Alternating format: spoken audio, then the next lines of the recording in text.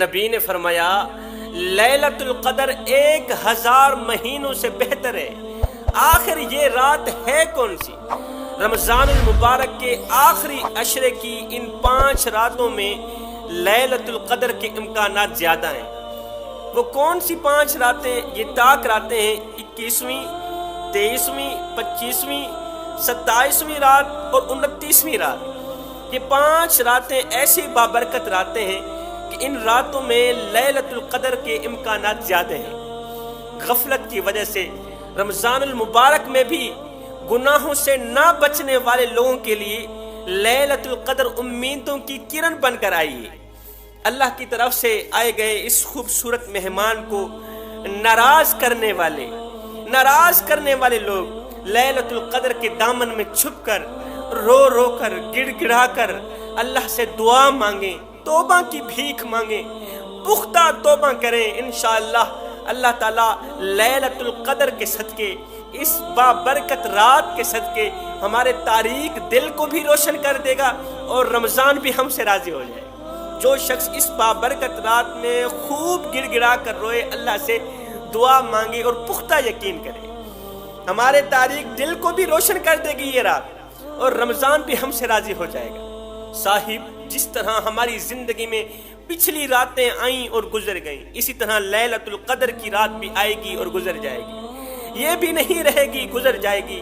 یاد رکھنا وہ وقت آنے والا ہے، وہ لمحہ آنے والا ہے کہ لیلۃ القدر تو آئے گی، ہم نہیں ہوں گے۔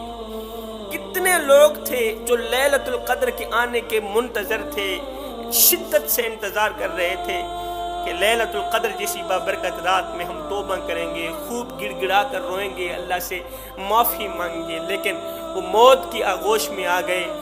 موت نے انہیں اپنی دبوچ میں لے لیا، قبر کی اندھیری کوٹھری میں جا سوئے۔ ہم اللہ تعالیٰ کا لاکھ لاکھ شکر کریں کہ اللہ نے ہماری زندگی لمبی رکھی، کہ اللہ نے ہمیں اس رات تک زندہ رکھا۔ میرے نبی نے فرمایا جو شخص لیلۃ القدر جیسی رات سے محروم رہا، گویا کہ وہ تمام بھلائیوں سے محروم رہا۔ جو شخص شب قدر جیسی رات سے محروم رہ گیا، عبادت سے، دعا سے محروم رہ گیا، وہ دنیا کی تمام بھلائیوں سے محروم رہ گیا۔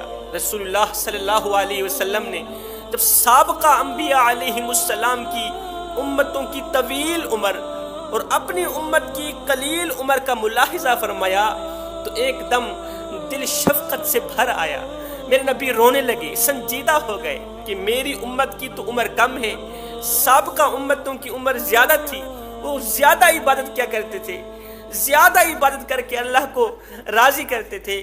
میری امت کی تو عمر کم ہے، میری امت اپنے رب کو کیسے راضی کرے گی، زیادہ عبادت تو نہیں کر پائے گی۔ تو میری اللہ کی رحمت کو جوش آیا، جب میرے نبی کا دل شفقت سے بھر آیا تو میرے خدا کی رحمت کو جوش آیا۔ میرے اللہ نے میرے نبی کو لیلۃ القدر جیسی رات عطا فرما، شب قدر جیسی رات عطا فرما۔ ساتھ میں فرمایا اے میرے حبیب، آپ کی امت کا ایک شخص اس ایک رات میں عبادت کرے گا، ہم اسے 1000 راتوں کی عبادت کا ثواب عطا کریں۔ آپ کا امتی فقط ایک رات عبادت کرے گا، وہ کون سی رات؟ لیلۃ القدر کی رات۔ اب لیلۃ القدر کون سی رات ہے؟ میں نے پہلے عرض کی ہے 5 راتوں میں، ان 5 طاق راتوں میں لیلۃ القدر کے امکانات زیادہ ہیں۔ 21ویں رات، 23ویں رات، 25ویں، 27ویں اور 29ویں رات، یہ 5 ایسی بابرکت راتیں ہیں، ان راتوں میں لیلۃ القدر کے امکانات زیادہ ہیں۔ تو جو شخص ان 5 راتوں میں کسی بھی رات کو فقط ایک رات عبادت کرے گا، اللہ اسے 1000 راتوں کی عبادت کا ثواب عطا کرے گا۔ میرے نبی نے فرمایا بنی اسرائیل میں سے ایک نیک دل بادشاہ تھا، عبادت گزار بادشاہ تھا، اس کے 1000 شہزادے تھے۔ وہ ہر مہینے اپنے ایک شہزادے کو جہاد کے لیے تیار کرتا، کافروں کو فنار کرنے کے لیے، کافروں سے لڑنے کے لیے تیار کرتا، اپنے ایک شہزادے کو لشکر کے ساتھ بھیج دیتا جہاد کے لیے۔ اس کا شہزادہ کافروں سے لڑتا اور ایک ہی مہینے کے اندر شہید ہو جاتا، شہید ہو کر واپس آ جاتا۔ پھر دوسرے مہینے وہ دوسرے شہزادے کو بھیجتا، تیسرے مہینے یہ بادشاہ تیسرے شہزادے کو بھیجتا، یہاں تک کہ 1000 مہینہ گزر گیا، اس کے تمام شہزادے شہید ہو گئے۔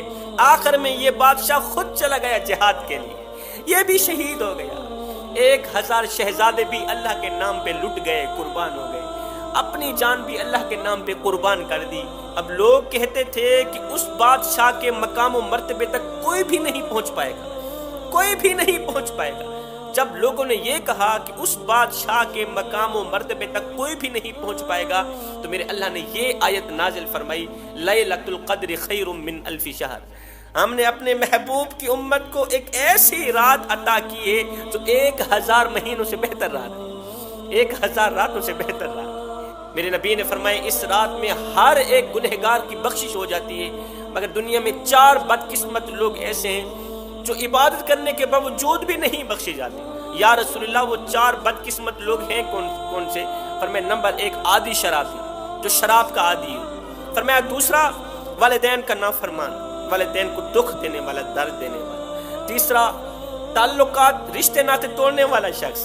چوتھا دل میں بغض، کینہ، حسد، انا رکھنے والا شخص۔ یہ 4 بدقسمت لوگ ایسے ہیں جو عبادت کرنے کے باوجود بھی نہیں بخشے جائیں گے۔ آپ کو پتہ ہے صحابہ کرام ان 5 راتوں کو کس طرح منایا کرتے تھے؟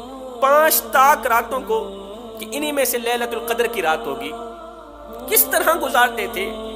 ہر رات کے آنے سے پہلے، رات کے شروع ہونے سے پہلے تمام صحابہ کرام غسل فرما لیا کرتے تھے۔ سبحان اللہ، غسل کر کے ایک عمدہ سی خوشبو لگا لیتے، کیونکہ غسل کرنا میرے نبی کی سنت ہے، اور خوشبو لگانا تو میرے نبی کا پسندیدہ عمل ہے۔ میرے نبی نے نیک بیوی اور خوشبو کو بہت زیادہ پسند فرمایا ہے۔